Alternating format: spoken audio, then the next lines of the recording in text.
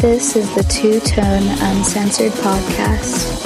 Hosts Matt Necrone, Brian Moreland, and Glenn Lotzenheiser talk everything Tennessee Titans.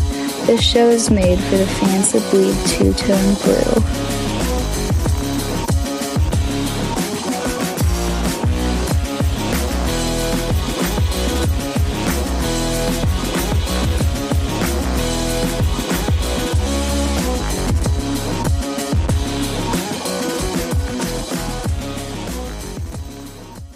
This is Justin Hartwig, and you're listening to Two-Tone Uncensored. Hi, this is Two-Tone Uncensored, Glenn Lotzenheiser, coming to you with a public service announcement about the Season of Stupid. This yearly event claims dozens of victims who could have prevented tragedy by just following a little good advice.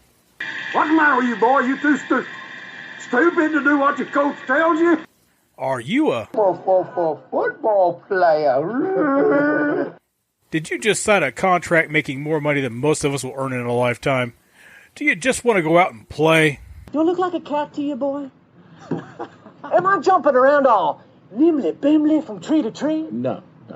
Am I drinking milk from a saucer? No. Well, do you see me eating mice? Hey, you stop laughing right now. That's right, this is no laughing matter. The month between OTAs and training camp is one of the most dangerous times of your life. You're young, you're newly wealthy, and possibly you're the most famous person you know. That's a dangerous combination and it can quickly go bad. The good news is you can still go out and have fun. You just need to follow a few simple guidelines when you do. Number 1, you've been hearing this since you were a kid. Nothing good happens after midnight. We got arrested for being black on a Friday night.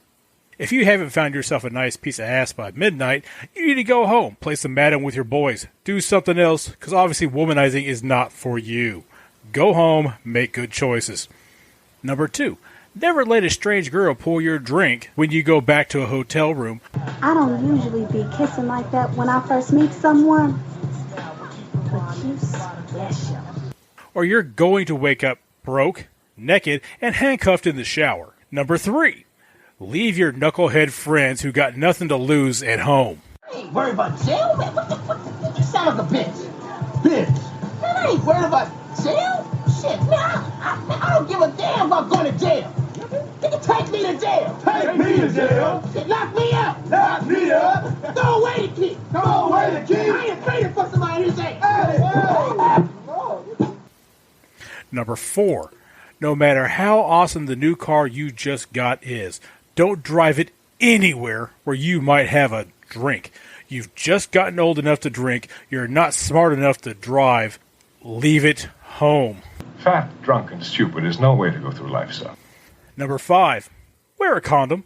18 years, she got one of your kids, got you for 18 years. How hard is this? Seriously, wrap your shit.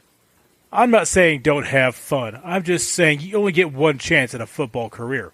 Don't throw it away trying to be cool or tough. That's pride fucking with you. Don't end up on the street like this guy. Man, you got any spare change? Sorry, bro, I'm all out, man. Man, I got these cheeseburgers, man. I don't want any cheeseburgers. Please, man. I suck your dick. Now go forth, young man, into the month of July, free from responsibility, no practices, no coaches yelling at you. Follow this simple guideline, and you'll emerge ready for training camp with no court dates to distract you from doing your job. A job that most of us would seriously consider killing for. Seriously. If stabbing you in the back in an alley would land me a rookie minimum contract, you'd be bleeding out behind a dumpster right now. This has been a public service announcement brought to you by Two-Tone Uncensored. Message! You're listening to Two-Tone Uncensored, the home of the Tennessee Titans. Tonight, we bring you a very special episode. I'm your host, Ryan Moreland. With me tonight, folks, you are getting a very heated Matt Necrone. In a little bit, you'll find out why. What's up, Matt? Just another day, man. Fuck that. Also, you're getting a very neutral Glenn Lotzenheiser. How you doing, Glenn? Don't smoke crack. And we're also going to be joined by a good friend of the show, Chris Newell from Titans in Truth on YouTube. How you doing, Chris? I'm good. Let's get jiggy with it. Very excited to have you on again, man. Very excited. We have a really big show. We're going to jump right into the first thing, though. Just right before we came on the show, something happened, and it rightfully, pissed off Matt, pissed me off. I think Chris and Glenn are feeling the same way. So without further ado, Matt, you want to take us down this road? Yeah. So basically, probably about an hour ago, somebody brought to my attention in one of these AFC South groups that a so-called Titans fan made a post that rubbed me the wrong way, and I'll just read it for you word for word. I'm a Titans fan, but let's be honest. Some of these idiots act like Steve was a damn hero. The reality is he was a just above average quarterback and a good leader on the football field, but in real life, he sucked. Now, there's a few problems I have with this. For one, he's in the Tennessee Titans Uncensored group for, a few more minutes before I kick him out.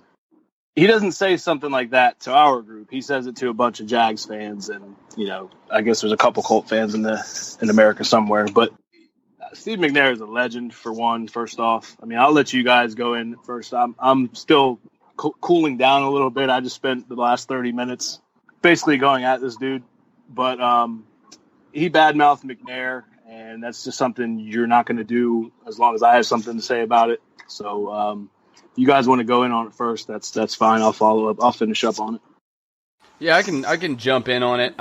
He's just an above average quarterback was the first thing that really stuck out to me. When you're talking about a guy, who was a co-MVP, took a team to the Super Bowl and was inches away from being a Super Bowl champion, had one of the best drives in NFL history. And still, in my opinion, it was the best drive a quarterback's ever had in the Super Bowl, even though he didn't score. When he's in the backfield, breaking 2 tackles in the backfield before firing a pass, it was gorgeous. It was perfect, just a yard short on getting it into the end zone and winning the game. And then, growing up watching McNair, you always saw the pictures, diagrams where they showed, he has a sprained ankle, he's got a broken rib, and he's, it's like a list of like 100 injuries, and he's still playing. You don't see that from a lot of guys at any position. And quarterback's a position that's kind of known to be a little, I don't want to say sissy, but a little, you don't play with injuries nearly as much. You don't see linebackers. You don't see defensive ends play with those kinds of injuries. You don't see anybody on the football field stepping on the field with those kinds of injuries and that magnitude of injury. And Steve did it week in and week out, especially towards the end of his career. Absolutely like a hero. And I know he had the off the field stuff. It's one factor. I know it's, what he did obviously is not right, and I'm not endorsing it in any way. But you look at all the other stuff he did off the field, all the stuff he did for Nashville, all of the volunteer programs, all of the stuff he did outside of that.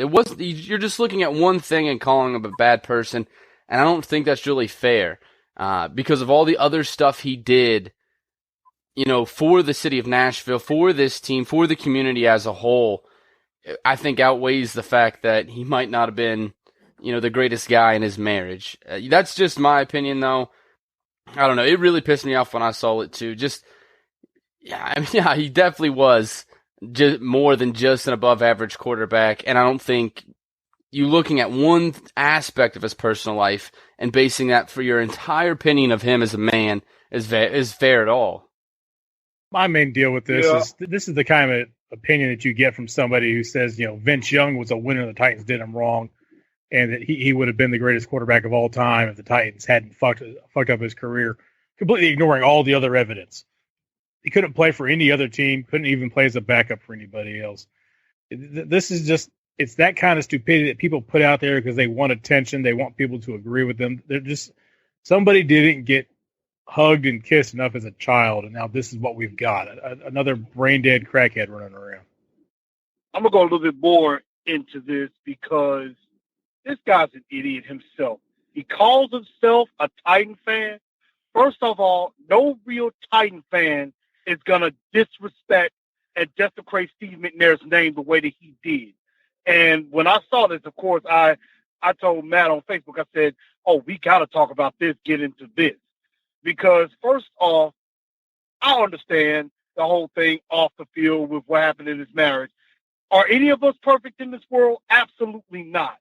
But on the field, he was as close to a great quarterback as we were ever going to get so far. I mean, again, as you all mentioned, the Super Bowl. Even after that, there was a time where the Titans were 1-4 on the season, and Steve McNair and the rest of the crew, they reeled off 10 straight wins. They reeled off 10 straight wins, won 10 of their last 11, got all the way to the AFC Championship game. Of course, they lost it to the Raiders, which I think Tampa Bay won it that year eventually. But the fact that he led, didn't even practice at all in any of those weeks. He was just constantly hurt. But he led his team. He was a leader. He is a hero. And in my opinion, he's a legit Hall of Famer, in my honest opinion with that. I know he doesn't have a Super Bowl ring to come with it.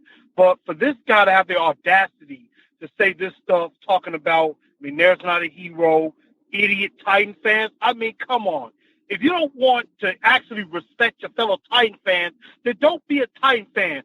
Go be a pussycat Jaguars fan, or go be a Houston Texan, as some people have said it on some other websites I've seen. Go be a fan of one of those sorry tale teams and get away from the real Titan fans who are going to be there through and through. If that's the type of fan that you are, I don't want you around me, because I might just get mad enough. I might want to kick ass myself for that. So this dude's an idiot. And as Chris Jericho in the WWE would say, this dude just made the list. Yeah. First of all, McNair is a legend. I don't care, what he did. Yeah, he had a mistress. Yeah, that ended up costing his life. That's not for this motherfucker to even speak on. He's not. He doesn't have any place putting McNair in his mouth, really. Then another guy brings up, he's like, well, how come we can talk about Avery Williamson and you can talk about other guys? Because Avery Williamson wasn't the face of the franchise. This dude was the face of our franchise. He made me a Titans fan. Like, that's why I'm here right now. He may not statistically have the stats. I agree with you. I think he should be a Hall of Famer. When you could say, how can you put somebody, now this is a little off track, but I'm 32 years old. I think Peyton Manning in his prime was probably the best quarterback that I've seen play live. You know what I'm saying? I think Peyton when he used to dissect. Now, I don't like Peyton Manning. I'm not even from the Tennessee area. I have no connections to Peyton Manning whatsoever. But I respect him to the point where I think he's probably the best that I've ever seen statistically, and just how he used to dissect defenses. If you could put Steve McNair as the co-MVP with, in my opinion, probably the greatest, I know he doesn't have the rings and all that, but in my opinion, he is probably the best quarterback that I've ever seen. So how is an above average player even in that category? That makes no damn sense. But to even claim to be a Titans fan and talk shit about somebody that built the franchise pretty much, I mean, like, it blows my mind. The one thing that I was thinking about while we're talking about this is, I think a couple of us have said this. I don't know how you could sit there and watch Steve McNair and say these kinds of things. So it makes me wonder if this guy became a fan, maybe when Vince Young came to the team, or maybe in the last couple of years with Marcus and stuff. Like, I don't know how you could sit and watch week in and week out, what Steve did when Steve was our quarterback, and just say, he's above average. That makes me think that he's become a fan later in the Titans era, like not early on, not with Steve there. He seems like he's one of these type of fans. Oh, you're with the team when they're good, and then you want to backstab them when they're not. And that's not what a fan is supposed to be. Like a lot of you have said, I became a Titans fan. I mean, I watched the game. I was young. I watched the game where Warren Moon and the Oilers unfortunately blew that lead against Buffalo. McNair and Eddie George got drafted, I believe, in back-to-back years, if I'm not mistaken. That was when I started becoming a fan. And I became a fan at that point. And then once they moved to Tennessee and to Memphis, where I was living, where that's my home, and I was hooked. I was hooked by that. I saw this young man come out of nowhere and become a man, a general. And he led this Titan team for many, many years, for a very long time. And even when we struggled, even, after he was gone and went to Baltimore, the fans still showed him love when he came back. When he came back as a member of the Ravens, no fans disrespected him. They honored him. They even cheered for him some, even though he was on the other side. Hate to see us beat Steve McNair, but we had to win the game. But they still showed respect to him then. And again, I don't know what this fool is on. As far as I'm concerned, we shouldn't really waste a lot of time with this fair weather jerk of a fan. Yeah, for the record, though, I mean, you guys can say whatever you want in closing, but he is officially out of the group. I'll never see his face again. But this is a local Tennessee kid too. I mean, I don't know how old he is, probably mid-20s or something. But yeah, it's fucking ridiculous. Is anybody talking about Avery Williamson off the field?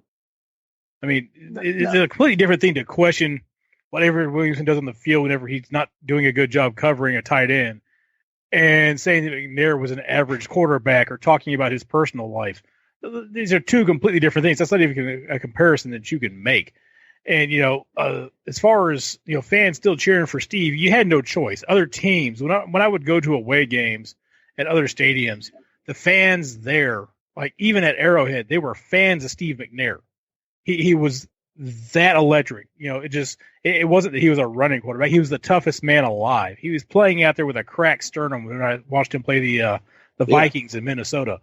He had a cracked sternum already, and he got hit again because got speared straight in the chest by a guy taking him out of the game. Their fans booed that guy for hitting him like that. That's how much respect there is for Steve McNair in this league. Dude, one of a kind, hands down. There's nobody else like him. Never will be. Nah, like his heart, his leadership, he was built like a goddamn outside linebacker. He was patched together and still played every week. Nah, there's no one like Steve McNair, and there wasn't before, and there isn't going to be after. He's one of a kind. He's definitely a hero. He's definitely more than just above average. I mean, I've said that a couple times now, but that really stuck to me when he's like, that was how he opened, just an above average, and that really pissed me off. But yeah, I mean, good riddance to an idiot. And for anybody, I'm pretty sure if you listen to this show, you're probably already a member of the group. If you haven't seen what we're talking about, I'm not deleting the post. It's going to stay up there for a while. So go check it out and see how our guys responded to him. There's some good shit on there about just all kinds of random shit, but definitely check that out. We never want to turn away fans, but if you don't have a love for Steve McNair, then really this is not the show for you. Just throwing that out there. But let's move on, guys, to the mailbag and jump into this. Josh Ebel, good friend of the show and Two-Tone Uncensored Fan Hall of Famer, asks, who is the best QB under 25? And if you don't have Marcus at the top, where do you have him ranked? Marcus is number one. Plain and simple. Marcus is number one. I think top quarterback under 25. And I think he's just poised for a tremendous season to come out. He has a bunch of weapons with him. And sky's the limit for him as far as I'm concerned. And I've even seen some debates as far as people have talked about, Winston probably coming in a close second, Mariota, Winston, which one? I got to go with Mariota hands down. I think he's smarter, more accurate, knows how to lead. Silent but deadly is what I like to call him. He's a silent assassin. And so that's why I would have to put him as my top quarterback under the age of 25. Winston there second. And really some of the other younger quarterbacks, I haven't really seen enough to actually garner any kind of a, comment on that. I just think they're the top two under that age. Yeah, I think, honestly, if Mariota's not your number one, I don't know what you're looking at. To me, it's a little different of an order. I don't know if it's the personal dislike I have for Jameis Winston or maybe I don't know. There's something there that just doesn't sit well with me. I've said it before. If we had the opportunity to draft either or Jameis or Marcus, I'm taking Marcus every single time. But honestly, I think Dak Prescott's probably number two above Winston. And I'm not so sure that Dak is even – I don't know if it's the situation he's in or if he's going to flame out this season. But, I mean, he put up crazy numbers last year, and I don't think he's going to do that again. I would have to say Mariota has the brightest future, although Jameis is starting to get a team built around him as well. So it will be interesting to see. There's always going to be that comparison between the two. But if it's me, if I'm the GM, Marcus Mariota 10 out of 10 times. You always kind of have those two guys, and the first two quarterbacks taken are kind of tied together. This is one of the rare times where both of these guys are going to be really good quarterbacks. I don't like a lot of what Jameis Winston seems to be about, but he just wants to play football and win. So I don't knock him down for personal issues. I like him better than I like Dak. I think Dak has the right situation for his skill set. I'd be curious to see how he would do with another team, but you can say that about most any quarterback.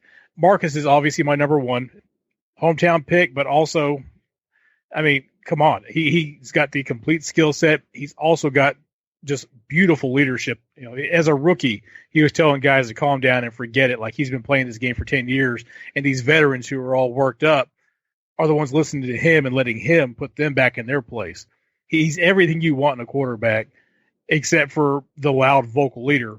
But I don't mind him not being the loud vocal leader. We got Delaney Walker for that. We got DeMarco Murray. Those guys can be your loud guys.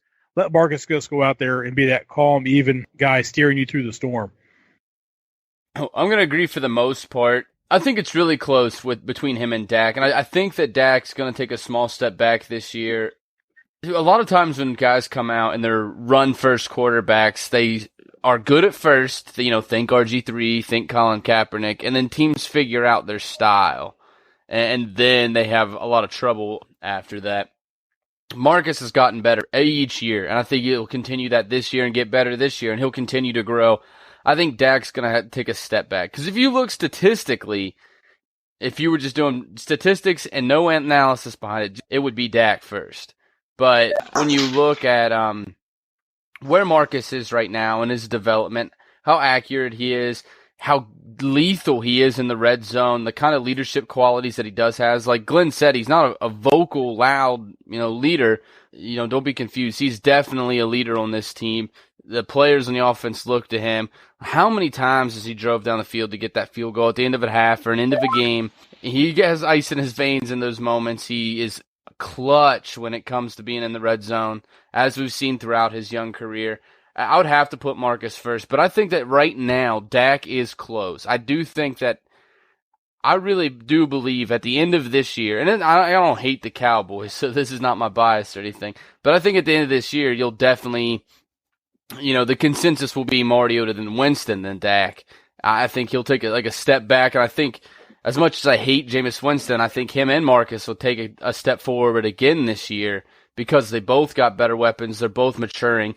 So I think that Winston-Marcus, rivalry, for lack of a better term, I guess, is going to be really good because I think we're just seeing the beginning of it because both of these young men are getting better. And I want to throw in something, too.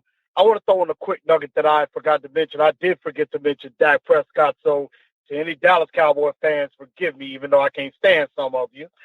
But I would say, Dak is probably a great product of the system that he was in, a terrific offensive line, and Ezekiel Elliott Zeke did a lot of good work for him. So Zeke made his job a whole lot easier. Very similar to how DeMarco Murray made Marcus's job a lot easier, but that might want to watch out. Yes, he might take a step back a little bit with Marcus and Jameis, but I forgot to add, he better be careful in taking a step back to somebody else in his division by the name of Carson Wentz. Wentz is going to get better. He didn't have too bad of a first season under the helm in Philadelphia, and so he might have some competition in his own division as far as a quarterback. So better keep an eye on that too. But clearly enough, I think Marcus is at the top. That's another funny situation. If you ask me, and we're kind of tied into the Jared Goff, Carson Wentz, it's very similar to Mariota and Winston. If it's me picking these guys, again, I'm taking Mariota, and I'm taking Carson Wentz over Jared Goff every single time also. I don't understand how the Rams – I guess we can thank Fisher for this, or maybe it was Les Snead or whatever the dude's name was, the GM out in L.A., but to me it's not even an issue. Like, again, 10 out of 10 times I'm taking Carson Wentz over Jared Goff, and we got so much for that pick. I mean, it's crazy, and to think that they probably got the wrong guy is even funnier. Yeah, the fact that they gave away a fortune and set this team up for years to take the guy that everybody said, "What are you doing?" It's so beautiful. It's a Jeff Fisher kind of thing. I don't know if he made that pick of the quarterback. I don't get the impression he did. It kind of felt like it was the VY pick again. Jeff got saddled with Vince Young. He got saddled with Jared Goff. Both of them ended up basically costing him his job. It's interesting that situation happened to him twice. I don't have any official word, but I have heard that was definitely a Les Snead pick. I've heard rumors that it was definitely Snead and it was something that Fisher just had to eat. Whether that matters or not, I agree. I said on draft night, I said leading up to the draft, Carson Wentz is the guy I'd want. Although I said I wouldn't draft a quarterback in the first round out of that group, but I said if I was going to, it'd definitely be Carson Wentz.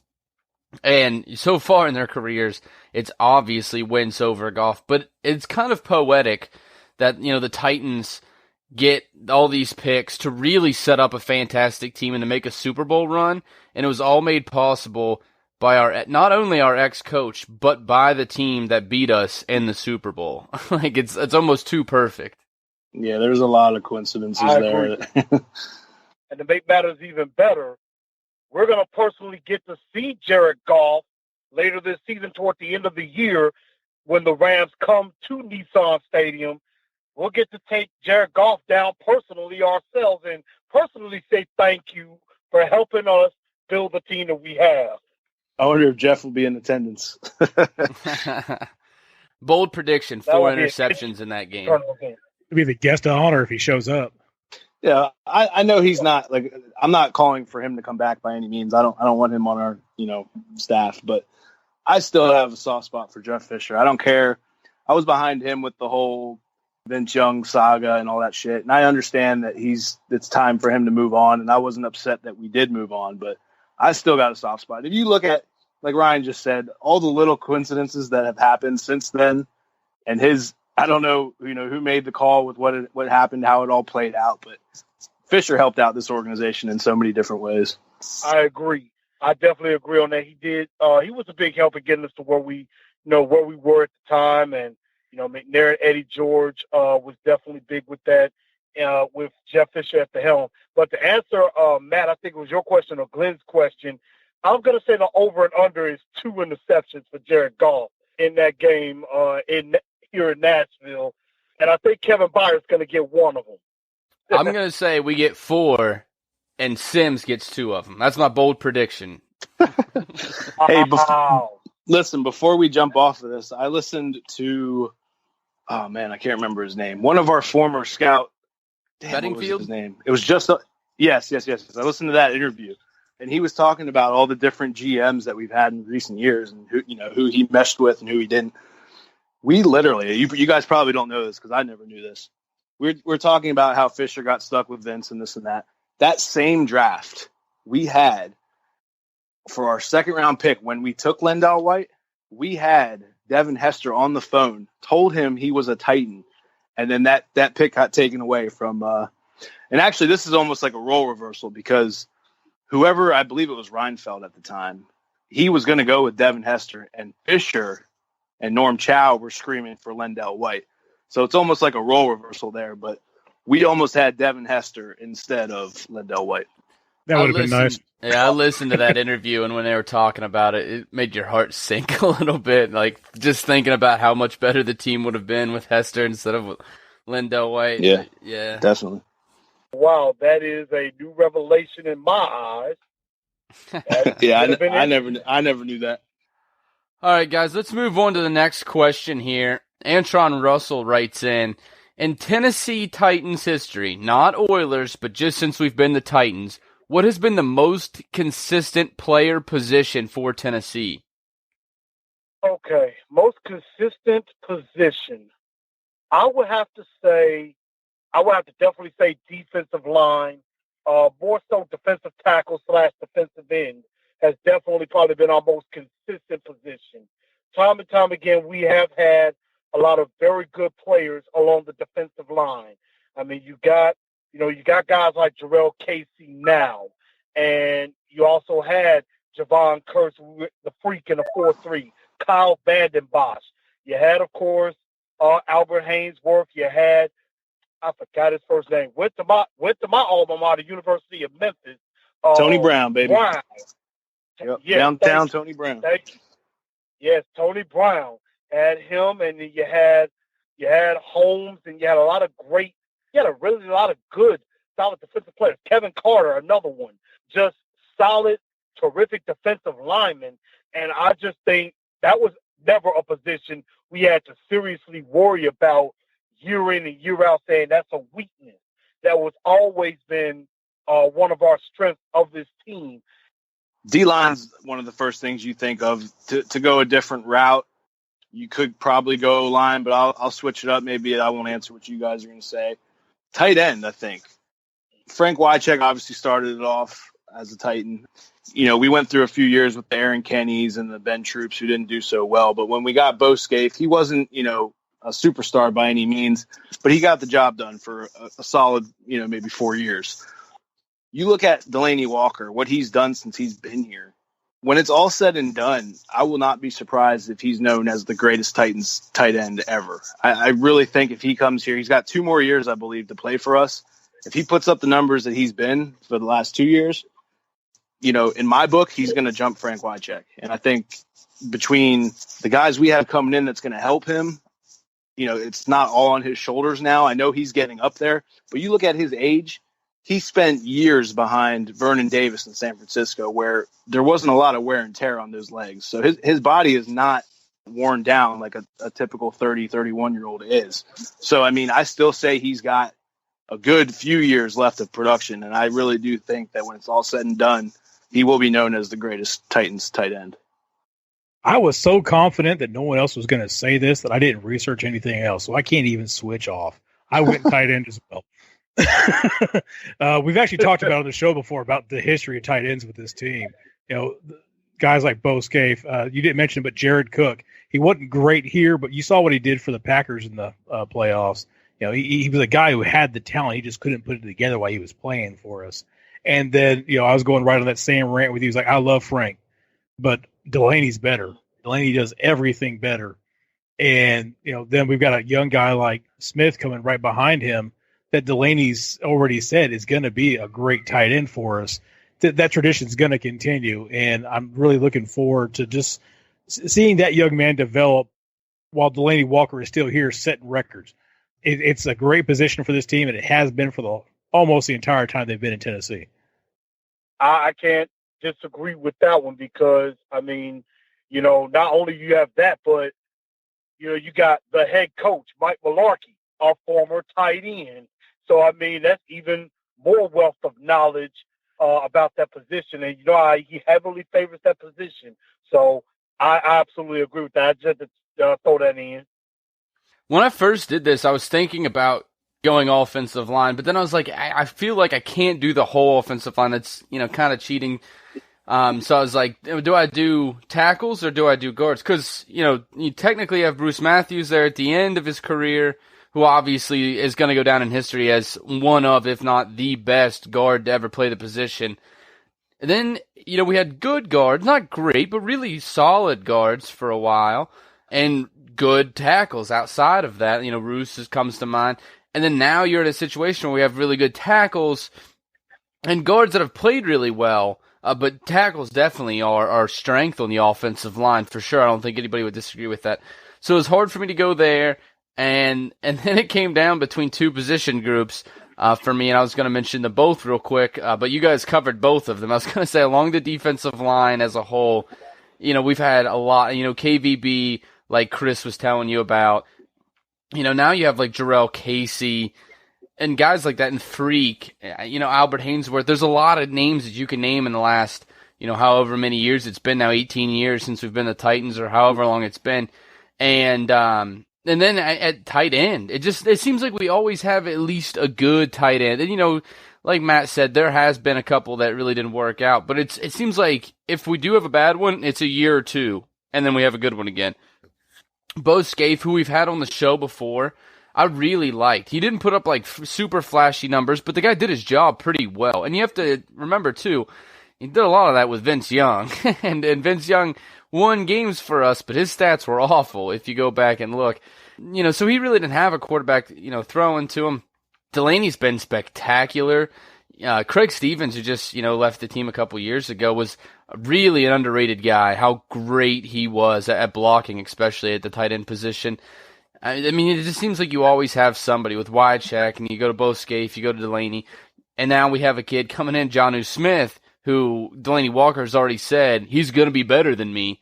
I mean, it just always seems like the Titans have really good tight ends. So that would definitely be one. And, for, I guess, like a little honorable mention, I thought about running back for a little bit because we had Eddie George consistently top 10 running back, his whole career, top 5 for most of his career. CJ, when he was in his prime, Chris Johnson was mean. I think he still has a record for most yards in a 3-year span by any running back ever in NFL history. And, we had like Travis Henry, you have DeMarco Murray now and Derrick Henry now. Even when we weren't great at running back, we had pretty solid running backs up until you get towards like the Whisenhunt era, and then it really flakes out. But, an honorable mention. They don't deserve to be at the top, but I thought I'd throw them out there. Let me comment on the running backs quick. After Eddie George, I don't have it in front of me who exactly followed him, whether it was Chris Brown or whoever. Chris Brown, he was a guy that, he played solid for a couple of years, was never anything great. He was too big, too tall, in my opinion, for a running back.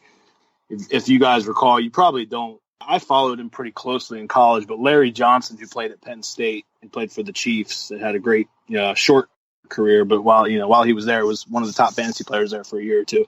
Chiefs took him with the pick right before us. And I was hoping, I wanted him so bad. I thought he would have been a perfect fit, but we ended up getting Chris Brown. Ryan just talked about Travis Henry, who I have nothing good to say about. I don't think he was anything great. But, a few years later, we got Chris Johnson. After CJ, we had the worst running back core that I can ever remember, maybe on any team, with Antonio Andrews, Bishop Sankey, and David Cobb. I mean, how do you put 3 of those guys together and call that a stable? Like that, just that alone makes me want to cringe when I think about running backs. But you look at where we are now from where we were only a couple of years ago, it's amazing. Yeah, that running back group was just horrible. I always defend Henry. Now, I have to do this a lot. He was only there for a little bit. But, when he was on the field, 14 starts, he had 1,546 yards and had almost 200 yards receiving on top of that. So if that was in one season, you're talking about best running back in the league or, second best at the very least running that many yards. Obviously, that was for us? Oh, yeah. Yeah, in 14 starts, he had 1,546 yards. I always defend Henry because he wasn't there for long and, injuries and stuff like that. But when he was on the field and he was healthy, he was ready to go. Dude balled. Was that over a 2-year span? Right, yeah. 14 starts over a 2-year span, yeah. I'm thinking, how do I not know that? But, no, it was over 2 years. He wasn't a great back. He wasn't a great back, but he was actually very, very solid in the small time that he was here.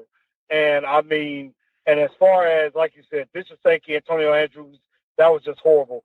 David Cobb had one good year. Granted, it was on Madden, and I rushed for 2,000 yards. I will say this about David Cobb. Fuck David Cobb. He agreed to come on the show and then bailed. So, little tidbit for anybody that knows that. So, just let me tell you about David Cobb's story. Fuck David Cobb. There you are. Pretty much. Great line. Great line. All right, guys, let's move on to the next question here. This one from Kenneth Wheeler.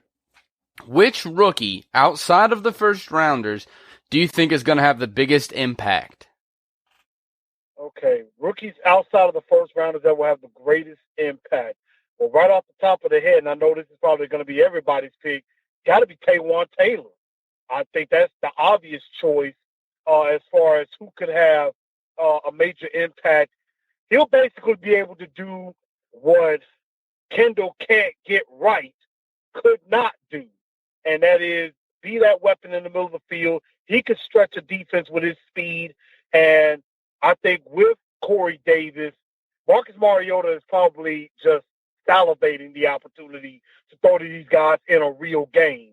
So I would just say right off the top of my head, it has to be Taywan Taylor, in my honest opinion, as far as that. Now, another guy, a dark horse I want to throw in, I would probably say maybe not right away, but I would say Jayon Brown. He may be a guy, maybe not this year, but I would say within the next year or two, definitely could be starting in the middle linebacker spot alongside Avery Williamson for years to come, and may even have it by the end of this season as a very solid linebacker. I mean, the coaches have had nothing but positive things to say about him and have really thinking that he could definitely contribute and maybe even contribute on defense right off the bat. Definitely. The easiest answer, let me just start off by saying it like this. I think this season, the answer is Taywan Taylor. I think he's going to be one of those sneaky, if you're talking about fantasy football, PPR kind of guy. It's the off season. I got fantasy on the brain. I've been getting my leagues together, so that's where I'm at right now in July. But as far as an impact goes, like if we're talking this season or we're talking career outside the first round, I think Jonnu Smith is going to have the greatest impact for years to come. I do like Jayon Brown. I agree with everything Chris said. I think he is that dark horse guy that is probably going to be one of our impact players probably in years to come. But when you look at what we have right now and where we are, I think Taywan Taylor is going to get a lot of action this season. I will say this. For a dark horse candidate, I think Jayon Brown would be my answer as well. I think you're right there on that. I will have a different answer, though. I think I'm going with Jonnu Smith for who's going to have the biggest impact. And I won't say, if it was just who's going to have the biggest impact this season, I think you got to go with Taywan Taylor. Obviously, he's going to get more reps. I think he's going to be on the field more often. But, Delaney Walker, I think, has only been wrong in anything that he's ever said once since he's been a Titan.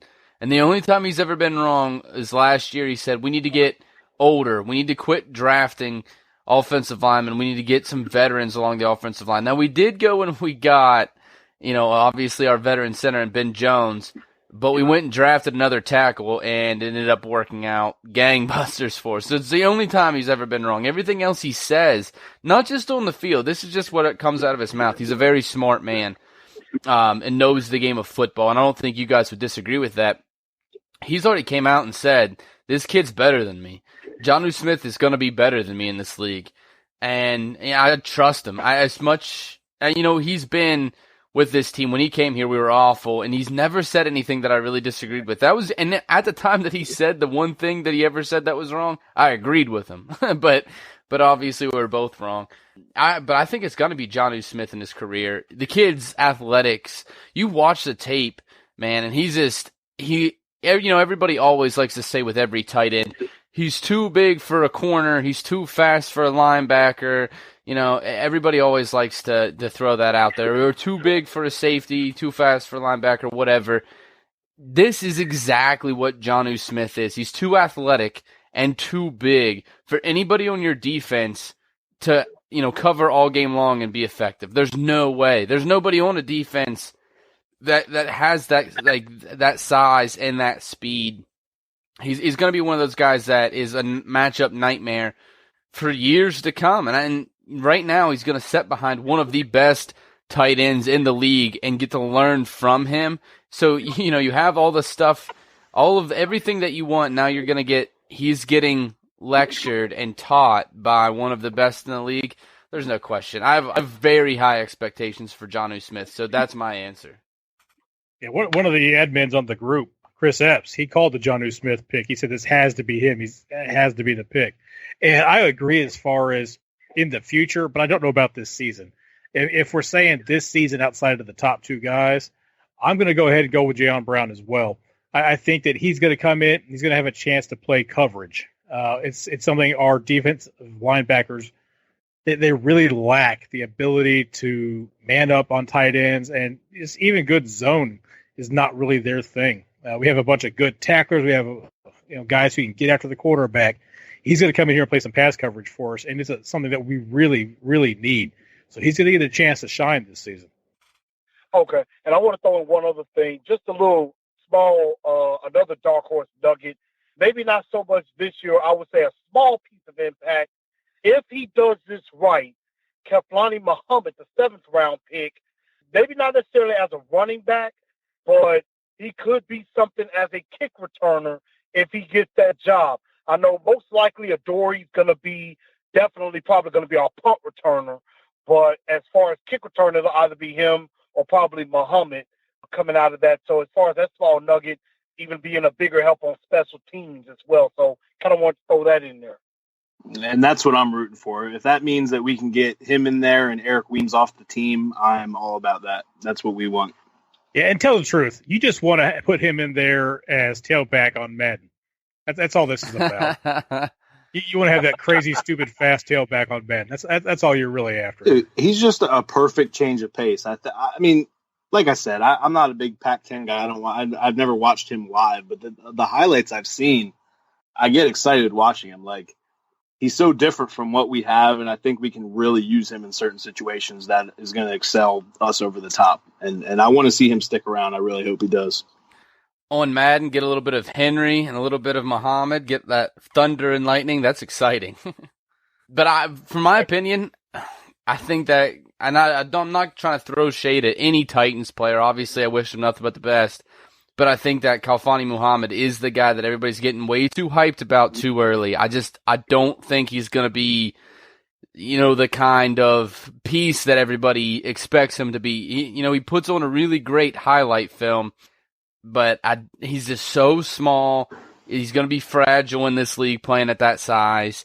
I don't think he's going to have a long career, and I don't think he'll have a very successful career because of that size. And, obviously I hope I'm wrong, but I just don't see it right now. Let me ask you this. Do you think he outlasts Jake Locker? How long did Jake go? 4 years. 4 years? 4 years. He did his rookie deal, and that was it. 4 years. No. I'll say no. I don't know if he'll be a Titan after 4 years, but I think he will be a Titan for at least 4 years. He's gonna be in the league. He's not gonna get hurt because of his size. Dude, I mean, yeah, he's short. It doesn't mean he's a stick. He's built. The dude's gonna, he's played Pac-10 football. I'm not saying they're the SEC, but he's taken a hit before. I don't think he's just gonna get hit and never play again. Yeah, and Matt lives with him, so he's stacked up. There you go. He's definitely muscle bound. He's definitely he's not a shrimp by no means, but he's still tiny. I mean, he's going to get hit by guys that are easily 100 pounds over him. He's going to get hit by guys that are quick and fast and 50 pounds, 70 pounds heavier than him on a regular basis. Every guy that hits him is going to be 50 pounds heavier than him. Yeah, but here's the thing. We're not using him on a regular basis. And you look at guys like Darren Sproles, same situation. Yeah, he's a little heavier, but it's the same thing. He's got guys 100 pounds heavier hitting him. Just like Mike Tolbert's probably fucking weighs as much as a D lineman, but he's a little guy too. You know what I mean? It's the same thing. We're not using height. Him constantly. It means height doesn't mean as much. It's the weight factor, and he's a decent amount smaller than Darren Sproles, and Darren's been lucky, but Darren's had a little bit of the injury bug throughout his career. None of those guys don't have the injury. Like Deshaun Jackson, any of those guys that are small always play with that injury bug. It's going to be part of their career. Percy Harvin comes to mind, but he's even smaller than those guys. That's Percy what worries Harvin. me. No. Percy Harvin is a headache kid. He gets migraines. You can't put Percy Harvin in that category. He gets migraines. I'm just completely different. Well, I understand, but every player fights injury. That's part of the game. I understand I agree. Smaller than your typical NFL running back. I get that. And I understand he's going to take hits, but he's not our third down. He doesn't play 3 downs for us. He's going to be a situational guy. He's going to be able to take a hit. He can hit people. Have you watched his highlights? Right. I've watched his highlights. Everybody that's going to hit him is bigger, faster, and stronger than anybody he's gotten hit by, though. I mean, that's the fact. And he's going to, the most of his reps are going to be on punts and kickoffs where the most violent hits happen. You're right about that. That's true. However, every returner is a lightweight that can run fast. So, but I bet you would be hard pressed to find even 3 guys in the NFL that are lighter than him that return. Let me ask you this: do you feel more comfortable with Adoree Jackson not getting hurt than Muhammad? I mean, it's the same thing. I think Muhammad's more likely to stay healthy on a kick return hit than Adoree Jackson. Oh, no, I disagree with that. Because of, I mean, like, one, you're talking about a guy that has a finesse player and a guy that lays into tacklers. The guy runs people over. The guys that lay into tacklers get hurt more often every time. I mean, physicality is obviously something that you want, but it comes with more injuries. And like some guys are built better than other guys, so it's not always completely translated. But physicality leads to more injuries more often than not. So I would rather have the guy that knows when to run out of bounds or knows when to, to take a lighter hit, knows how to take a hit. The guy that wants to run straight at the guy, especially when he's like $170, and I know he's not quite that small, but he's close. That's the guy that's going to have a 1-year NFL career. I wonder if you're Zach or Austin in this argument. I don't know. Oh my goodness! Yeah, I had to do that. Now I will say this. Now I agree. The size is going to be a little bit of a factor. Maybe not too much, but it could be a little bit of a factor. But I want to put everybody's minds at ease on this. Kaflani Muhammad, isn't he just going to be better than Bishop freaking Sankey at least? Can we at least agree on that? I'll concede that point for sure. That small concession. Yeah, I'll give you that. It fucking kills me. The first running back in that class taken. That fucking still burns me. Yeah, that was rough. It's I don't know, man. It's all those Webster picks, man. Like, you just go through. Like Glenn always says, it's entire drafts. You know what though, and I'm not a Webster supporter, but after listening to that Bettingfield interview, he made some good points. It's crazy to think that he actually had a lot of good things to say about him as a scouting. I don't know. He basically broke down each GM that we've had and pointed out their strengths and their weaknesses. And he called Webster one of the greatest scouts he's ever seen, which blows my mind. But at the same time, I mean, I guess it's because I'm sure Wisenhunt had a part in it as well, although there's been speculation that Wisenhunt didn't want Mariota. So I don't know exactly the truth behind that. But Mariota is a Webster pick, whether we like that or not. Yes, he took DGB as well. I think Mariota basically fell in his lap. Like, how do you not take that pick, especially when Tampa fucked up ahead of us to take Winston? It's crazy to hear the things, because I've never heard before this interview, and this is a guy that's been hands-on with all of our I believe he's dealt with 4 of our past GMs, with all the way back to Floyd Reese up until now with J-Rob. And the guy's not currently on the team right now, but so, he kind of told all. But to hear him actually, he didn't really have much bad to say about Webster. And I guess that's kind of like a, his coworker type deal where you don't really want to badmouth anybody. But, it's easy to say that, he picked Zach Brown in the second round. He didn't work out for us. Well, he did work out in Buffalo. We'll see what Zach Brown does this year in Washington. Some players just don't work out. When you have a head coach like Wisenhunt, where it's his way or no way, some players just aren't going to work out. Akeem Ayers, we had high expectations for him. He went to New England, didn't really do much, but I mean, he played for New England. He got a ring. So, I mean, it's not always as plain as day as it seems. You really got to look into certain things and who meshes with who and how everything works. But I don't know. It was just if you guys haven't listened to that, you need to check it out. Yeah, I did listen to it. It fits the system. I mean, that has a lot to do with it. But when you listen to that, I did get a little bit of a sense that, J-Rob's the guy that let him go. And he didn't have anything bad to say about J-Rob, but he was definitely the GM he mentioned the least when he was talking. Thought maybe it was a personal relationship too, but he did bring up a good point. He's like, Marcus, that was a pick that Rustin Webster made. Lawan, that was a pick that Webster made. And, he listed a couple players who were like, all right, man, Webster wasn't all terrible. Like, he had a few gems in there. Yeah, I mean, you can shoot blind into a crowd and hit somebody. I mean, it's going to happen eventually. Yeah, my dad some of those picks were just that easy. My dad always says a blind squirrel finds a nut every now and again, so I get it. I agree. And I will say this. Yes, he did pick Marcus Mariota, but let's be honest. Any one of us as a GM would have picked Marcus Mariota in that situation. So, I mean, that one, I can't really give that one to Webster because I think anybody would have picked Marcus Mariota in that situation. Now, Taylor Lewan, that one was a shock even to me because, you know, we had brought back Roos and we had Stewart at the time, and I'm thinking, why are we picking another offensive lineman at a tackle at that? We didn't need one. Well, I was wrong on that one because, well, Taylor Lewan has pretty much done everything that's asked of him and then some. But now I will say the Nuggets in free agency, and I will admit this, he did bring us Delaney Walker. We'll give him that one. He did give us Delaney. So he had a couple of nuggets, just not many.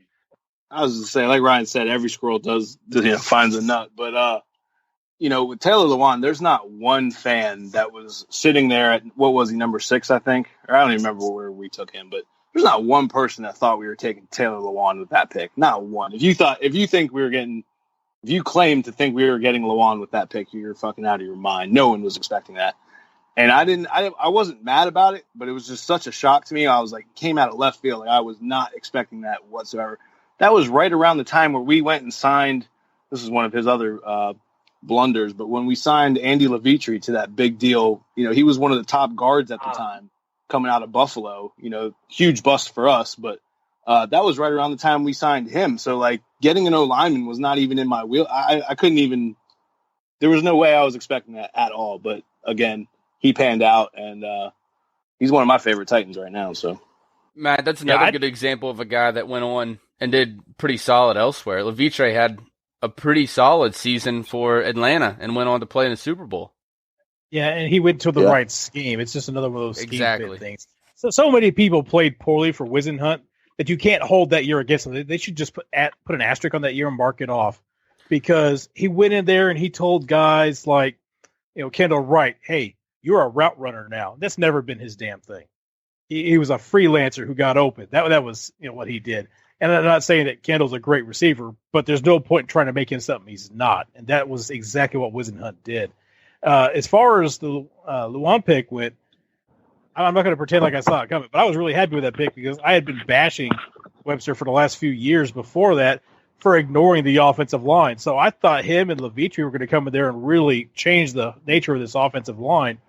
And, you know, we all saw Levitre was awful for us. He couldn't get anything done. But, you know, that's all right. Sometimes guys don't work out, systems don't work out. But anybody who had a bad season under Wisenhunt, you just, all right, whatever. That's why I thought Warmack was going to be better after we got rid of Wisenhunt. Then it didn't happen, and then you're like, okay, Warmack's a bum. Yeah, Webster's had way more busts than he had gems. But, I mean, you know, listen, I don't know how many drafts he's been a part of. If you give me that many drafts, I'm going to give you some starters too. So I've always said a good GM makes his money after the third round. Everybody could pick the first 3 rounds. We all know who those guys are. We all see the scouting reports. It's finding starters in the 4th round and later. And, you know, Webster did hit a couple of those guys, you know, real late, but he hit an awful lot of busts in the first, you know, 3 rounds too. And that's the part that kills him. Yeah, Matt's 100% right here. Rustin Webster was wrong far more often than he was right. You know, he hit a couple, but that's what I think, like, really the beauty of John Robinson comes in, is he comes in and he was able to see, like, all right, we got a solid left tackle here. And this is, like, keep in mind, you know, I don't know how you felt, Chris, but Matt and Glenn, I know all of us 3 were telling Lewan when he said, I'm a left tackle, I don't want to be a right tackle. We were telling him, get the fuck over it. Prove that you're a left tackle. And he did. And John Robinson saw that in him. And he saw, you know, obviously with Marcus, that was an easier one. But he saw the gems that were here. He saw pieces that were here. And he knew how to build around that to get a really quick jump back in to, you know, the playoff hunt. That was, like, the beauty of John Robinson. He saw there was pieces here. And then he ran with it. Yes, he did. Yeah, no argument here. I mean, he took a team, and with right now we've done a lot of turnover. We've turned over the majority of our roster right now, which shows you how much work there was to be done. But he also took a team and said, you know, it won't take much to improve this squad. You know, you've got some good pieces here. So he knew where the quality was, and then he brought in guys like DeMarco Murray that really improved the team as a whole. All right, last question in our mailbag, guys, and this comes from our very own Matt Necrone. He asked this on our Facebook page this week, and it was such a good question, I thought we had to bring it up. Matt, you asked, which 4 current Titans are the faces of this franchise? Well, that's cute, Ryan. I'm glad you threw that in there. I'm honored. Yeah, and actually, I started it off with, I'll just go ahead and name you. You got to start off with Marcus. He's obviously number 1 on the list. I kind of went against what I would normally say. I think that leadership-wise, I went with Marcus. I went with Taylor Lewan, Delaney Walker. Those 3, even though Marcus isn't the vocal leader, he's still, one of the strongest leaders, obviously the face of the franchise right now. Taylor Lewan, Delaney Walker are the leaders in the locker room. And normally I think I would probably, I'm not a huge fan of DeMarco Murray, but I did have to name him. He is the 4th. He came in and basically lit it up, and I don't think he's done yet. He's a great, great locker room guy. He's been a prime example of what we want in Nashville, and he's done everything and more. I did say that with honorable mention, we got to throw Jarrell Casey in there. He would probably be in most cases, I would probably say him over DeMarco Murray, but I just feel like you can't ask more of DeMarco Murray than he's already brought to the team. So I had to put Murray in there. I got a lot of respect for Casey. He's the odd man out in this case, but if we were naming 5, Casey would be my 5th. I would have to say, of course, perfectly obvious, has to be Marcus Murray over number 1. And I would definitely agree with Taylor Lewan and probably Delaney Walker. But my 4th guy, I would have to put Brian Orakpo as the 4th guy on there. Nothing against Jarrell Casey. That one kind of is a toss-up between those 2. Either one of those 2 would be great, but I would have to throw Brian Orakpo ahead of Jarrell Casey in that mind, as far as the 4th, face of the Titans franchise. Because, he's come in, been healthy, got us sacked, been a leader, and he just does a lot of great things. So that would be my 4th guy, definitely at the face of the team. Yeah, I don't think anybody's going to not say, Marcus or Delaney. Those guys have to be on there. I went with Casey. He's been the consistent guy for years now. I get Orakpo. Him coming to this team kind of signaled a change, that this team had some promise, and it made some other free agents take a look at us. But Casey's been here, and when we were running a 4-3, he was absolutely dominant. And we switched to a 3-4, and he's still a beast. It's just he's not in a position that allows him to rack up stats. So people don't talk about him as much. But, Casey is one of the very best defensive linemen in the league, period. And I love the dude. And then I made DeMarco Murray my other guy. In one season, he's come in here. He's changed the entire attitude of the offense, not just by being here, but by telling the offensive linemen they're doing things wrong, by adjusting other guys' routes, and adjusting their attitudes for that matter. He comes in here, he plays with heart, he plays with love. The dives into the end zone, all of it.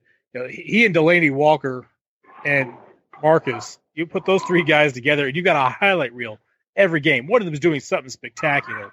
So they're definitely, faces of the franchise. Marcus is obvious. Marcus is the obvious pick. He's a quarterback, not only that, but very successful quarterback, has to be on the list. The next one I went with is Delaney Walker. He was there when we were shitty. He was like the one thing on our offense for a while that we were happy about. Has to be one of the faces of our franchise. Then I went to DeMarco Murray because of what he's done in his time here. And not only that, but he's really embraced Nashville. Not only just playing here and playing well, but he really likes being in Nashville. You can tell. Actually, a pretty big country music fan too. So he definitely loves being in Nashville. And then it was hard here. You can go Orakpo. I went with Casey because it's almost the same thing with Walker. There was a few seasons where we had, Delaney and you had Casey. And, outside of that, you were kind of like, well, we're rebuilding. We got 2 guys. And it was that for so long. I just felt like I had to include Casey. And, just outside of Aaron Donald, he's the best interior defensive lineman in the league, in my opinion, hands down. My 4 would be Mariota, Casey, Walker, and Murray.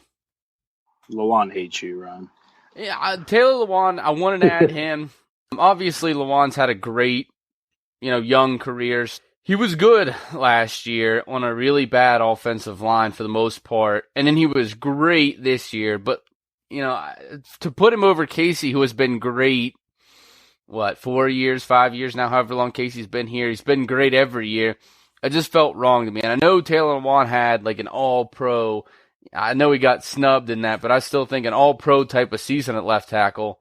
I had to put Casey because he's been doing great work for us for many years. Lewan has had a couple good years and one great year. And Casey, in my opinion, has had several great years. Absolutely. I definitely agree. With that. I mean, Casey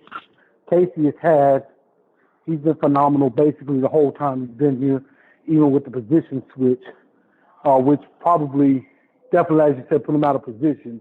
But, I mean, he's been a constant terror on the defensive line, and he's a guy that you really just have a hard time blocking. So, get ready for another season of 99 problems for most offensive lines.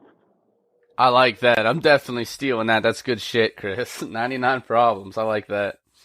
All right, we're going to jump into a quick commercial break. When we come back, we have something very exciting for you. We did a kind of an expansion draft idea based off the NHL. We'll explain more when we come back. Thanks for listening, and we'll be right back.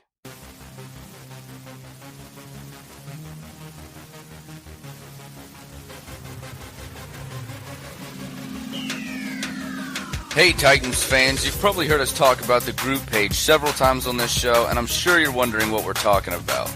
Tennessee Titans Uncensored is a Facebook group page that was built by Titans fans for Titans fans and was founded by our very own Matt Necrone. If you're a Titans fan that's looking to talk about the latest Titan news, then this is where you need to be. And you can help me shit talk crackheads. Because nobody likes crackheads. That is Tennessee Titans Uncensored on Facebook. Tighten up.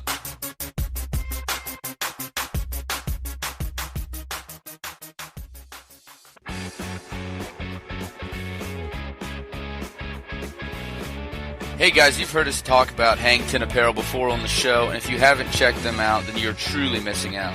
Hang 10 is the one place to find unique Titans gear that you will not find anywhere else. Whether it's a Maragota hoodie, a Mahalo at Your Boy t-shirt, or Mike Keith's Music City Miracle Call on a sweater. There are no flags on the field! It's a miracle! The only place to find it is Hang 10. Just go to hangtn.com to find all this great gear. And while you're there, don't forget to use our promo code 2TONE to get 10% off any purchase. That's hangtn.com, the official Titan shop of Two Tone Uncensored. Tighten up.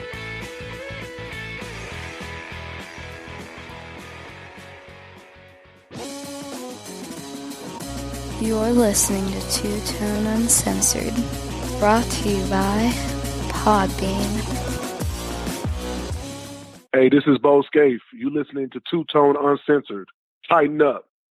All right, welcome back, folks. We're going to jump into this right now. So to explain it to everybody who's not familiar, the expansion draft. In the NHL, obviously, they came up with a new team, the Las Vegas Knights, as the new addition to the NHL. So they had an expansion draft. So the idea is every team got to protect so many players. So you protect your stars, and then they get to draft anybody they want that's not protected. And you can only protect so many people. So we came up with the idea, what if the NFL decided to add a new franchise, and they were going to have an expansion draft? Who would we protect on our team? And so we came up with the basis that you could protect 5 on offense, 5 on defense. On the offensive side of the ball, who are you keeping? Most of us are going to have the same set of guys here. You got Marcus, Lawan, Conklin, and Henry. Some kind of combination there. If you take Henry over Murray just because he's young, the 2 tackles, you can't go wrong with that. You have to have somebody to protect Marcus. So that's going to be who you take, I think. I'd be interested to see if anybody's got anybody different than those 4. After that, I took Corey Davis. I think he's got the most explosive potential of the receiver group. And that's where I'm looking after that, because I don't think someone would take both of our tight ends. One guy or the other is still going to be there for you. And Jonnu Smith isn't Walker right now, but he's still got that potential. So if I'm leaving guys to build with, I'll risk one of my two tight ends before I'll give up Davis and the potential that he has for me, because we really need that number one receiver. First, I just want to give credit to A to Z Sports, who did this a little bit last week. They gave me the idea to come up with this. I think they had a little bit of the different guidelines than we're following. We're just going to basically, out of no restrictions, no rookie contracts, whatever the case is, we're just going with our top 5 on offense, our top 5 on defense, and who would we protect moving forward with this team. You do take the age into consideration. Contracts, not so much, considering we have a lot of cap space. So I'm not going with the contract route. But I'll get into why I'm talking about age here in a second. But like Glenn said, obviously Mariota is number one. You got to take his bookend tackles, Lewan and Conklin, moving on with the future with those two, even though he's unproven. And I know why Glenn took Corey Davis for that kind of same reason. I'm taking Derrick Henry. And my fifth guy, we're talking about age. I don't care how old he is. If I'm protecting somebody on this offense, his name is Delaney Walker.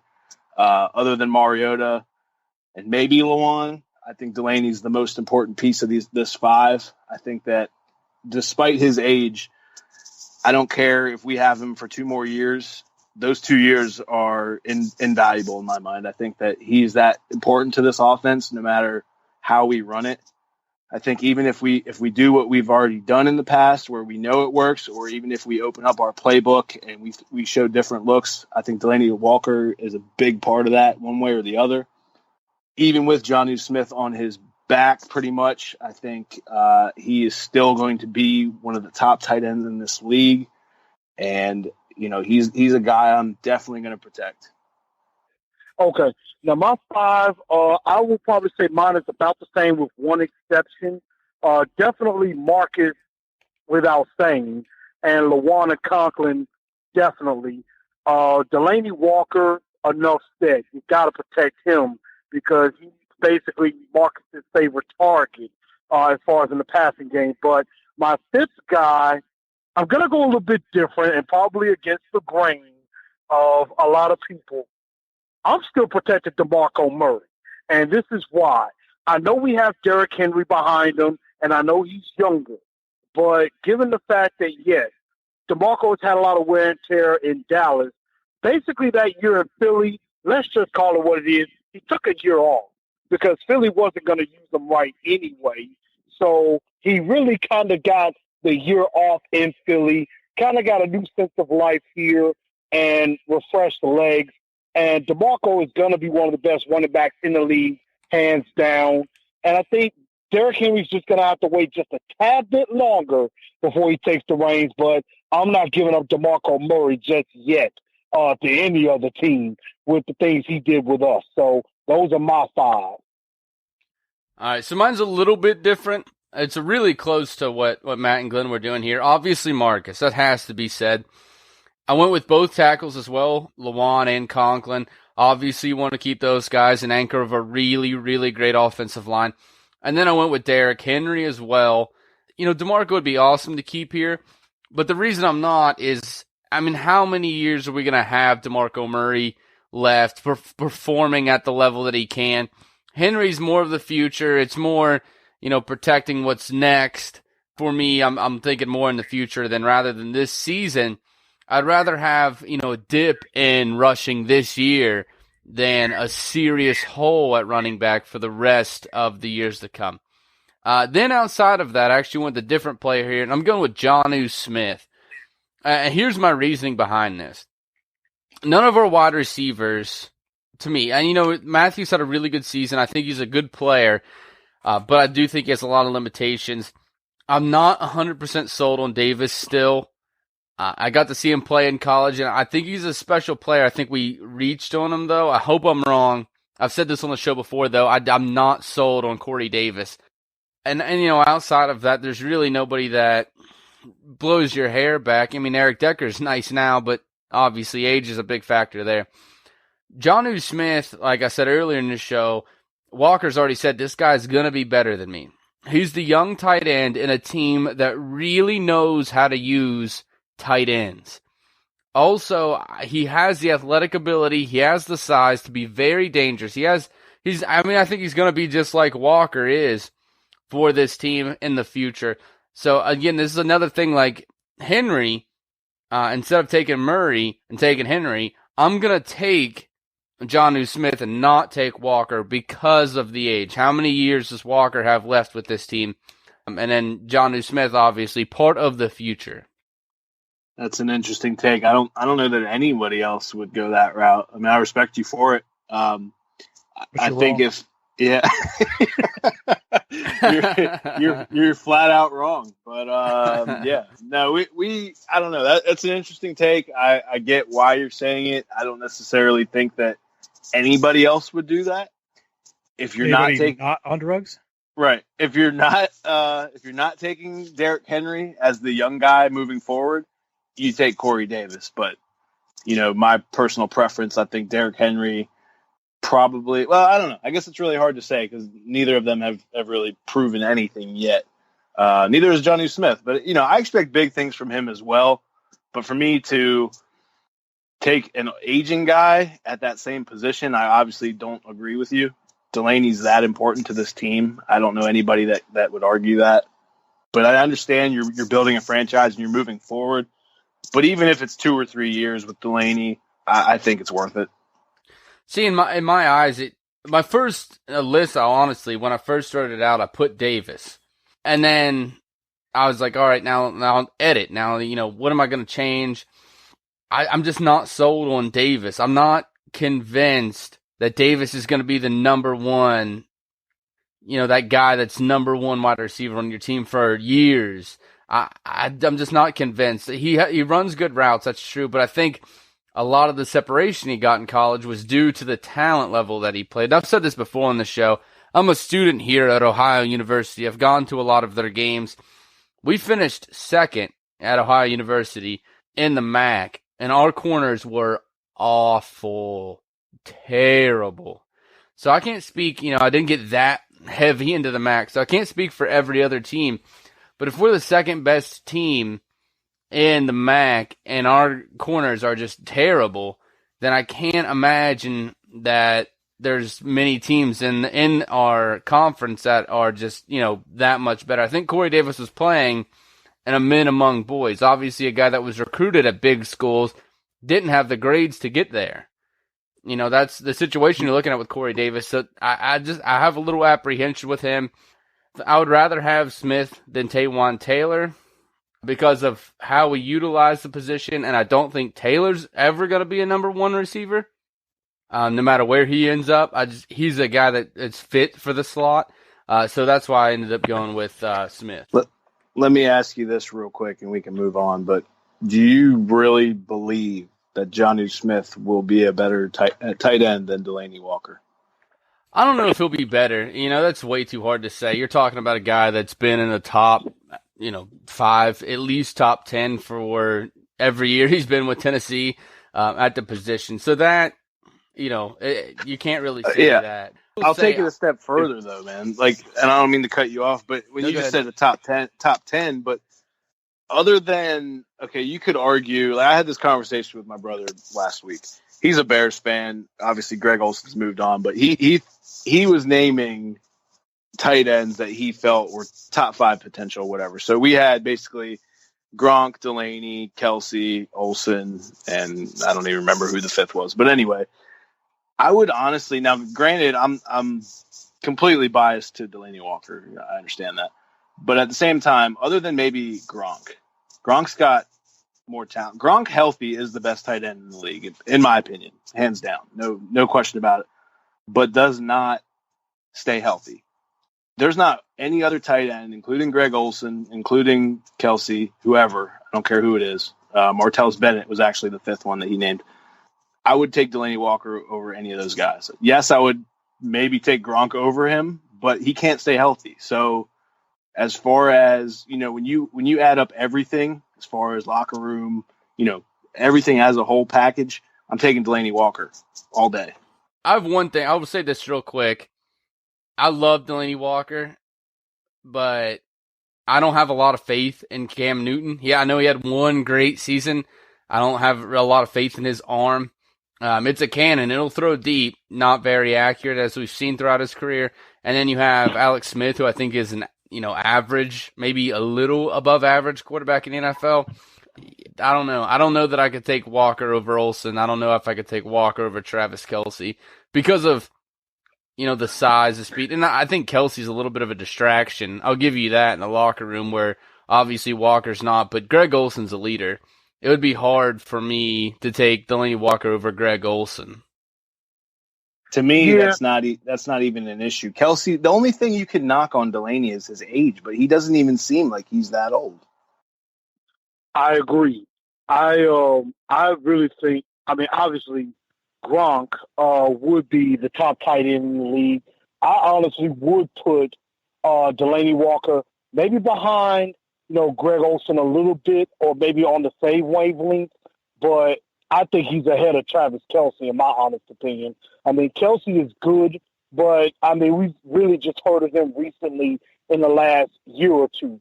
Delaney's been consistently good, the last 5 years. He's been consistently good as far as one of the top tight ends in all of the league. So I would definitely put him ahead of Kelce, maybe right behind Olsen and Gronkowski just a little bit. But, extremely solid. Delaney Walker is the big-time focal point of this offense. We probably wouldn't be where we are without him. All of the guys that we are talking about are elite level. We're talking about elite level tight ends. My point is, you're talking about Greg Olsen, who's 6'5", and Delaney Walker, who's 6 foot tall. That has a big factor, especially when, if you look at their 40 times, Greg Olsen's like a step slower than Walker. So you're talking about a guy who's a lot bigger and only a tad bit slower. I'd have to take Olsen. I love Delaney Walker. I'm glad we have Delaney Walker, but Greg Olsen is one person I'd have to put above him. But Olsen and Gronk I'd put above him. I probably wouldn't, now rethinking it, probably wouldn't put Travis Kelce above him, but I would have to put Olsen and Gronk above Walker. All right, but let's move on to the other side of the football here, guys. Who are the 5 people that you want to save, you want to protect on defense in our expansion draft? All right, so we all know how I feel about Casey, and his tag teammate over there is Arakpo. Those two guys on that edge, they control everything that happens on that side of the field, so you have to keep them. I'm not as big of a Morgan fan, and we don't have anybody to pair with him over there, so those two guys I'm keeping. Those guys set a tone, and in my opinion, they really shut down what the offense does on that side of the field, so it limits the run lanes, it limits what you're doing with your blocking. They help take away part of the field.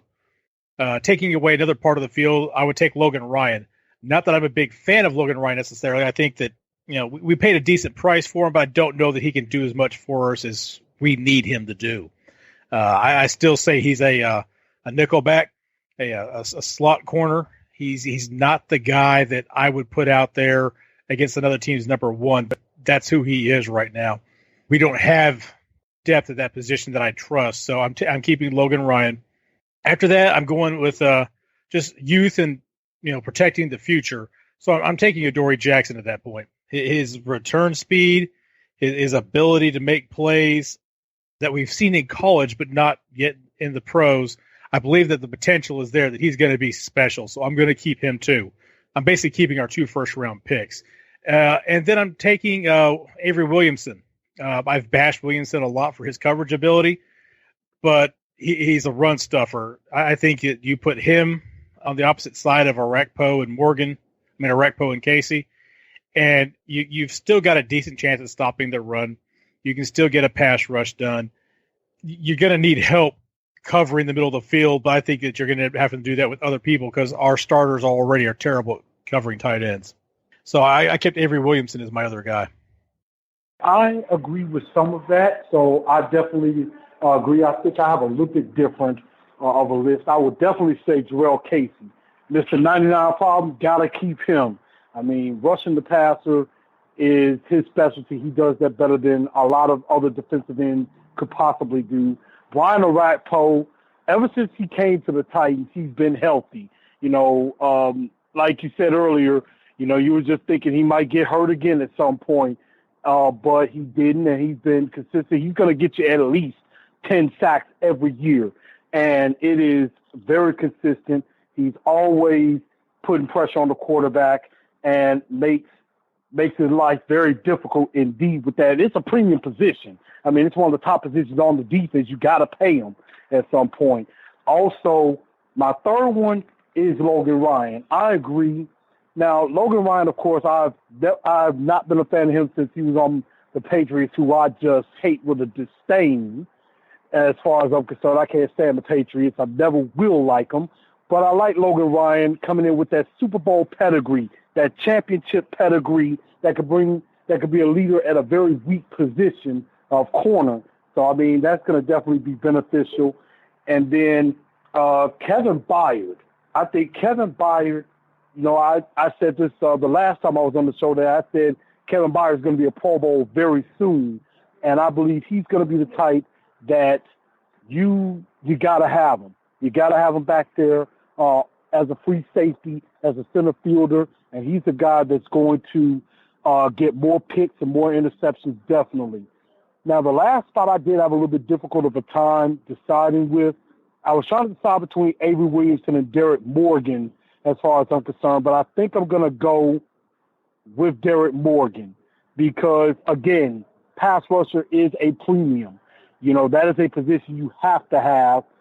You got to have that position as far as rushing the passer and getting after the quarterback. And luckily, he doesn't have to do a whole bunch of coverage. And, I mean, I like Williamson a lot. I think he's solid in the run game. He does have a little bit of a deficiency in the pass game, which, I mean, I put him at 5A and 5B, but I would say Derek Morgan has to go over Avery Williamson, in my opinion. So that's my 5. Casey Orakpo, Byard, Logan Ryan, Derek Morgan. Yeah, defense was not an easy selection. It was a lot harder than the offense for me. There's no doubt about Casey's my number one guy. Very, very underrated on the D end. Also plays D tackle, very versatile. No question about it. Number 2 for me, when healthy, Brian Orakpo is a monster. He is that pass rusher. He's had injuries in the past, but played healthy last season. Knock on wood, he's going to be healthy for the rest of his career as a Titan. Dude's a monster. I expect big things out of Orakpo. We get to my third selection, and it's kind of by default, but I feel like he should be in that third spot. Logan Ryan, kind of like, take the best situation and try to, make lemon out of lemonade, I guess. He's not our true number 1, but right now he's what we got. You got to lock him down. Kevin Byard is a guy that I obviously pick. And honestly, I think he is more talented per se than a Logan Ryan or even my next selection that I'll tell you in a second. But Kevin Byard, I'm with Chris on this one. I think he's going to be something special in years to come. Really high expectations for him. I think the addition with Cyprian is going to really help him play that center field position. We haven't seen those ball hawking skills like we've seen that he had in college. I think those are going to come out. Pro Bowl selection is really just something on paper. If the kid plays like he's a Pro Bowler, that's fine by me. I really expect big things from him. Last and not least, Adoree Jackson. He's pretty much, we're counting on him to be our future as far as an outside cornerback, versatile, maybe even use him on offense. He's got a lot of value to him. He's got a lot to prove to everybody. Hopefully he can do that. In the beginning of our draft process, a year ago, I think Ryan said before we started the show, we're on episode 60. I'm pretty sure, I don't know, around 25 or so, we probably brought up potential cornerbacks going into the draft. Adoree, by chance, was actually one of the top ones that I named anyway. I'm pretty sure Glenn was also one of the others that talked about him. Now, granted, through the process, he slipped down to maybe a second-round value in most people's eyes. But he's got a lot of potential, and I feel like moving forward, if we're locking somebody down on the corners other than Ryan Logan, I agree with Glenn for the most part. He is a slot receiver, a slot corner. We need somebody on the outside. I'm praying that Adoree is that guy. but he's extremely versatile. We can use him in the punt return game, use him on the outside, and maybe even on offense. I don't know how you don't pick Adoree Jackson. All right, so my list here, I have Jarrell Casey and Brian Arakpo, and if you're crazy if you don't have them. So moving on to the next one, Logan Ryan. You all guys have said it. It's not the pick that you really want to make, but you have to. You have to have a cornerback. You have to have a cornerback here. So I picked him. Avery Williamson's my next pick. Pro Football Focus put out a thing about the best run stuffers, who is in the hole most often. And Avery Williamson topped that list. He is a great run stuffer, and he's not good against the pass, so I feel a lot of us have knocked him down a little bit because of that, but he is a fantastic run stopper. I'd have to keep Avery Williamson. Next on my list, and I'm not as high on him as Matt and Chris are, but Byard would definitely have to stay in my eyes. He's a safety, and I am very excited this year. We brought in Cyprien, who is a run stopper, and Byard had to do a lot of that last year. So I'm really excited that we brought in a guy like Cyprien that can go up and play the run, and Byard can play that center field position. Matt, I believe said that almost word for word. To see what he can do back there, and I think you have to protect him. And a big reason, on offense, it was hard to pick because there's a lot of people on offense that you'd want to keep. On defense, it's hard because there's not a lot of people you'd want to keep. It's almost the exact opposite. Not as good of a unit, obviously. I'm not taking Adoree Jackson in this, and I wanted to talk about it for a little bit. And because I'm not sold on him as a cornerback. He is very fast, and he does make plays with the ball, but he does get lost in coverage sometimes. He doesn't stick to where he needs to be. He's pretty raw, and I think you'd all agree with that. Pretty raw as a corner, and that just seemed like too big of a gamble if I'm trying to keep a guy. If Byard doesn't work out, he'll still be a decent tackler and a run stopper. Williamson, you know what you're getting, a run stopper. And then obviously the other three we all agree on. I still think at worst Jackson is a great return man, but I'm not going to try to keep a return man if that's his floor. I'm not keeping a return man over a guy that's going to help out on the defense if I'm picking 5 players. It's just not that big of a part of the game as defense is. So the floor rather than the ceiling really affected my choices here. But one thing I wanted to ask, guys, and it popped in my mind, next year in the draft, okay, if we keep everybody, let's say nothing really changes that much on the defense, would you rather have an elite defensive end that you can put on Morgan's side or an elite cornerback? I got to go elite corner. It's tough. We need corners so bad, but that elite pass rusher opens up so much for the defense as a whole. To take an elite player, I'd actually go D-end because you can have solid corners that play better if you have a stellar star defensive end rushing the passer. Yeah, a defensive end, he affects both parts of the game. I mean, you have a stellar defensive end, he's going to help out against the run. So they can't run the ball, then they have to throw. That makes everything easier for the defense. And then you put him over there with Morgan, and I'm not the hugest Morgan fan, but he can get it done. And if you gave him somebody on the inside where you couldn't cheat off of him, then Morgan and Arakpo coming off the edge, and then an elite guy to go on the other side of an elite guy like Casey. No offensive line has got a chance. There's absolutely nothing you can do about that. That ball's gonna come out quick, and almost any corner can cover for 5-10 yards if that's all the time you have to get the ball up the field anyway.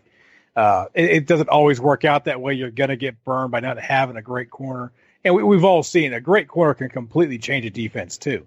I think that the defensive end affects the run game and the pass game, whereas an elite corner, he's really, like a Deion Sanders, that's not a run support corner back there, but you can't argue he wasn't elite. He can adjust the way teams throw the ball, but an elite defensive end in this situation with the guys that we already have if they're rushing the ball, that completely changes the whole face of the defense. I completely agree with what Glenn just told you. But to add on to that as well, with LaShawn Sims, with Adoree Jackson, we have some guys back there that could be, obviously we're not all sold on this, but could be really good, really great guys that are very solid back there. I don't think we have a guy on this team at DE right now that I'm looking at I have that faith about, that, their ceiling is that high. That could be that guy. So that's another reason for me why I'm going to choose DE, is because there's nobody on our roster right now that we could put over there that I think has that ceiling. I think Jackson, obviously, and Sims have that ceiling where they could be really solid starters in the league. Listen, basically, now Jarrell Casey plays the D end. I mean, yeah, he's a true D tackle, and that's where I would put him personally. But he's been playing end for a little while now.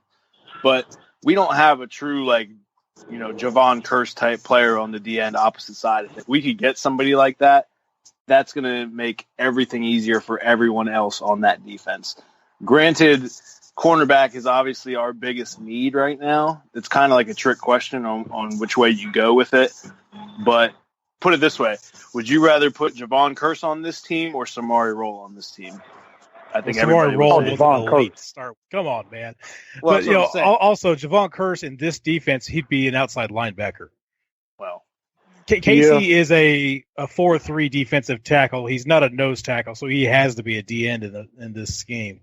So unless we're changing scheme, you're talking more of a big, powerful defensive tackle who can bull rush really well. I mean, defensive end who can bull rush really well is probably what we're putting over there. I would love Javon Curse back. Don't get me wrong. I would happily, move Morgan back over to the defensive end, even though he's undersized for it. I thought Austin Johnson was going to be that guy after the draft next year because I really enjoyed just what I saw coming out of him. And then he just disappeared through the season. He never seemed to get it.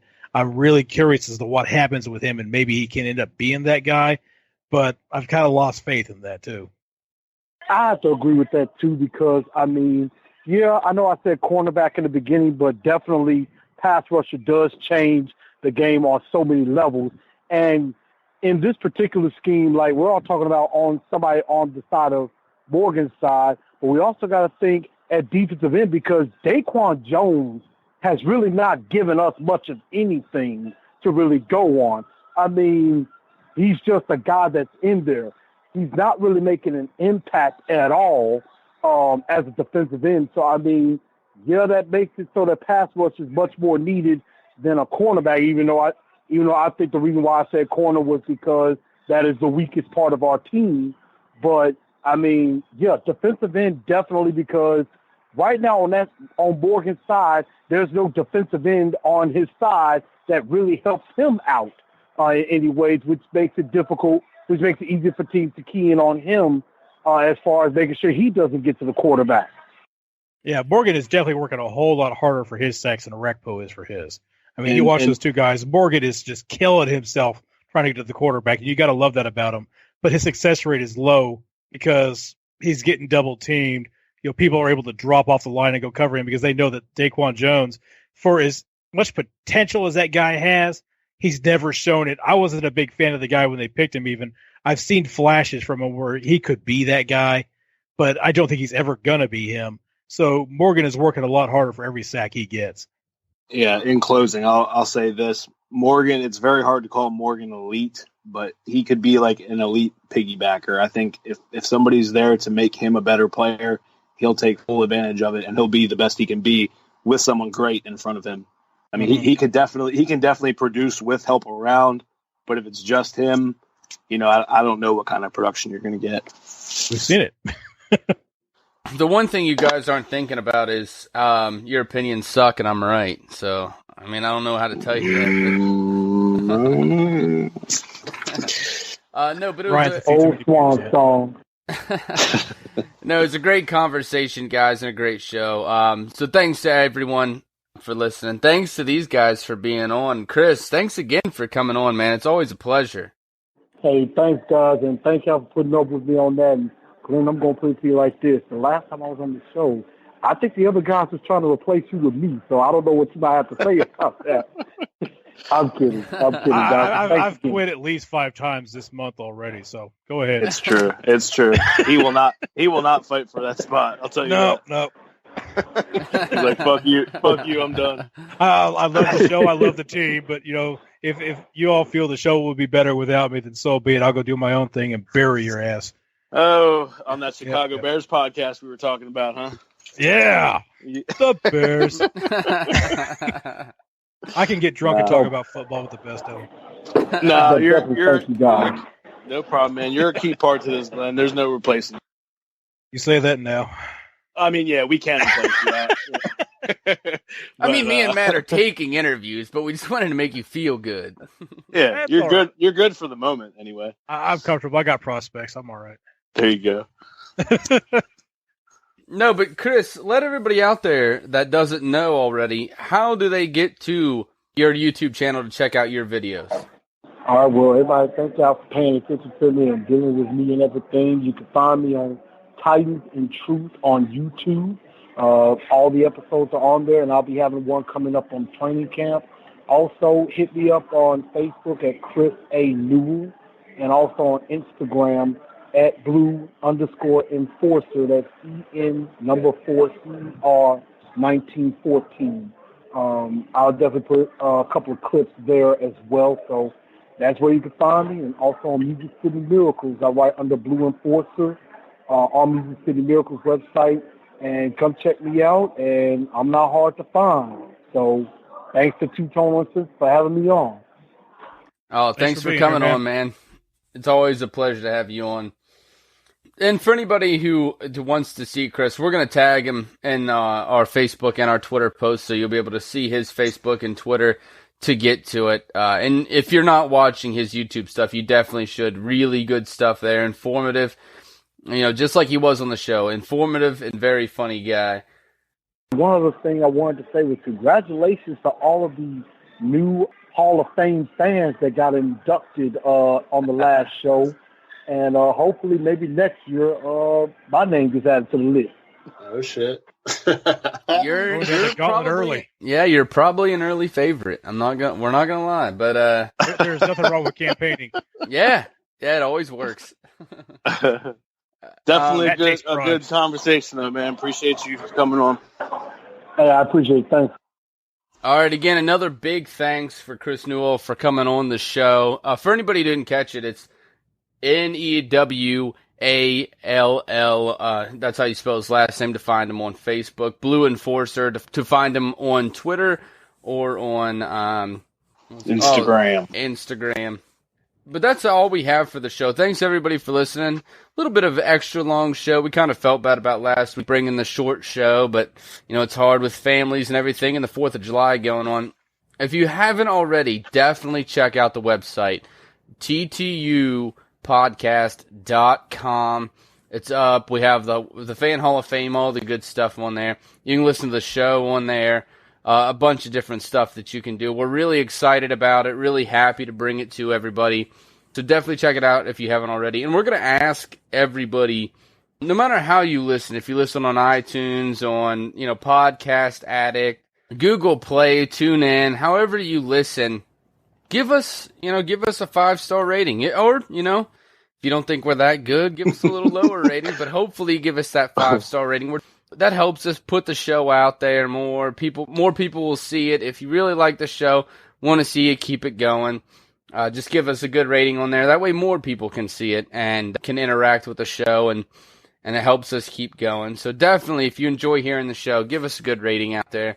We definitely appreciate it. It's only going to get better. We're going to start doing a little more different things. The website's going to be a lot more interactive once the season gets started, once there's more actual news. I think we're the only real weekly podcast out there right now covering the Titans. I don't know what anyone else is talking about. Yeah, I mean, it is what it is. This is July. We're dying out here, but we're still coming out with something. So when there's actual news and actual shit going on, it's only going to get better. But, our numbers are still growing, and it's only going to get better. So if you're a fan now, the best is yet to come.